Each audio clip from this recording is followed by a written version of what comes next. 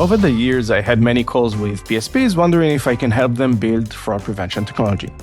Usually, though, they don't want to build it for their own internal risk controls. Instead, what they want is to offer it as a value-added service, or VAS, to their clients. As someone who has built and ran a fraud vendor that partnered with PSPs, I believe that it makes strategic sense. Offering VAS products is one of the main ways PSPs can differentiate in today's highly commoditized market. It helps win deals, it increases product stickiness, and it creates new revenue channels. What does not make sense is how most PSPs are thinking about it. So let's talk about it. The most common mistake I see PSPs make is trying to build fraud tech on their own. Now, I get why they do it. On the surface, it looks like a straightforward task. All we need is an API, check, payment data, check, and what's left is to train a model for fraud detection, right?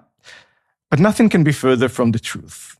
The first reason is that fraud detection technology may seem simplistic from the outside, but in reality, the simple task of training a machine learning model becomes a black hole for resources in the effort to showcase competitive performance. It's not just about configuring the algorithm. It's about acquiring third-party data sources, developing velocity checks, dealing with false positives and dirty fraud labels, managing different client segments and regions, and the list goes on. The effort you need to put into launching it is just a tiny piece of the overall investment that is required to keep it alive and competitive. After all, fraudsters adapt, and so do customer behavioral patterns, and the cost of maintaining fraud detection models over time is bigger than what many of the uninitiated might suspect.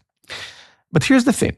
Let's assume for a second you've developed a fantastic fraud detection model. You now are able to return fraud scores in your payments API. So what? Do clients now know how to use it?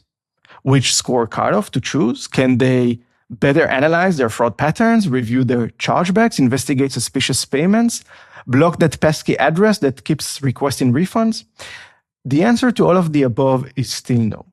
Let's take a step back for a moment. If we're developing a product, we need to consider, what do clients want? But in order to answer this question, we also need to consider who these clients are, and specifically which clients would buy fraud prevention services from their PSP rather than from a vendor. So let's review the pros and cons for buying fraud services directly from your PSPs. The pros: I already know and trust my PSP. Minimal engineering resources required, if at all, and having only one vendor to manage both payments and fraud. The cons, on the other hand: PSPs offer less customization. PSPs cover only payment flow, so no onboarding, login, etc. PSPs likely have linear APIs that skip many relevant data points. PSPs have fewer dedicated resources to fraud, meaning the performance is likely unoptimized.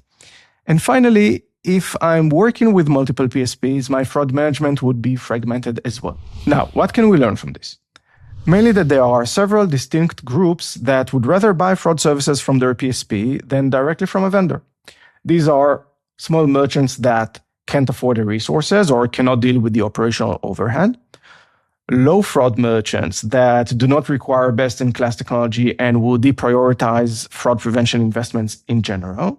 And funnily enough, merchants of high-risk verticals might also be a target. Often they choose to work in parallel with both direct vendors and their PSPs as they are less margin sensitive and put importance on performance optimization. What does this teach us? It teaches us that the type of clients that choose to work with their PSP on fraud prevention usually does not have it as a top priority, and that they probably won't spend a lot on it. They don't have a large fraud team, if at all, so they would probably love it if someone else could take care of it for them, someone just like you. And here lies the crux. More often than not, clients who work with their PSPs on fraud prevention need professional services as much, if not more, as they need the tools and technology. Instead of building amazing UI and UX features, PSPs are often asked to support their clients with their specific fraud management needs. This can be as simple as recommending the right model cutoff score, or as comprehensive as analyzing emergent fraud patterns and recommending remediation steps. The reason I believe most PSPs miss this crucial point is that these needs are not necessarily clear to the merchants themselves. Often they encounter fraud for the first time, think AI is the solution, like it is for all humanity's problems, and expect that by just receiving a score, fraud would be resolved. So in essence, we have two non-expert parties that believe they are aligned on expectations when in reality, they are both wrong. Does that mean that PSPs should never build their own fraud-VAS products? No. Evidently, both Stripe and Adyen are doing really well on that front. The question is whether you can afford to invest the same.